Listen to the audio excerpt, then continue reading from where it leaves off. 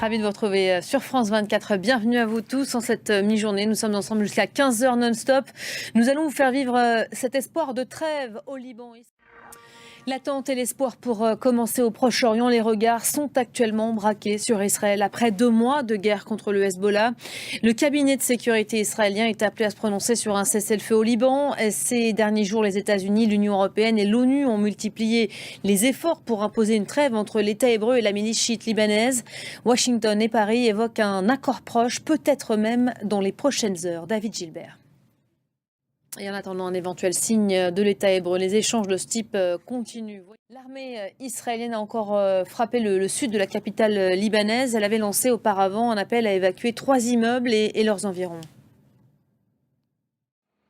Merci beaucoup Serge, en direct donc de Beyrouth après ces nouvelles frappes, alors que l'on attend donc l'annonce éventuelle d'un cessez-le-feu au pays du Cèdre. Notez cette déclaration d'un ministre israélien: Israël agira avec force en cas de violation. On va s'arrêter sur cet entre-deux avec vous, Antoine Mariotti. Bonjour Antoine. Bonjour Elisabeth.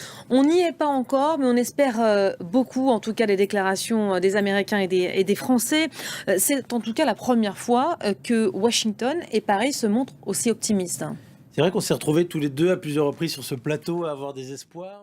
Et on devrait être a priori fixé assez rapidement. On apprend à l'instant du chef de la diplomatie israélienne qu'une réunion du cabinet de sécurité israélien, donc qui est censée se prononcer, va avoir lieu cet après-midi. Il n'est plus que question de quelques heures. Voilà, donc. je vous disais, c'est normalement 16h30 heure de Paris, a priori. On y reviendra donc tout à l'heure dans le Club France 24, notamment à vos côtés, Antoine. Les ambassadeurs de l'OTAN et de l'Ukraine se retrouvent aujourd'hui à Bruxelles. Un conseil organisé à la demande de Kiev après le tir d'un missile russe expérimental sur le sol ukrainien la semaine dernière. Et direction les États-Unis à présent, cette petite victoire pour Donald Trump. Sans surprise, le procureur spécial Jack Smith a recommandé l'abandon des poursuites fédérales à l'encontre du président élu. Ces procédures, l'une sur une tentative d'inverser le cours de la présidentielle de 2020, l'autre sur la rétention de documents classifiés, sont désormais suspendues, le temps du moins de son nouveau mandat, comme nous le raconte tout de suite Nina Masson.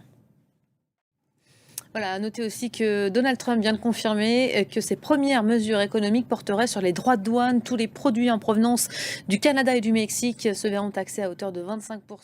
Voilà pour l'essentiel en cette mi-journée.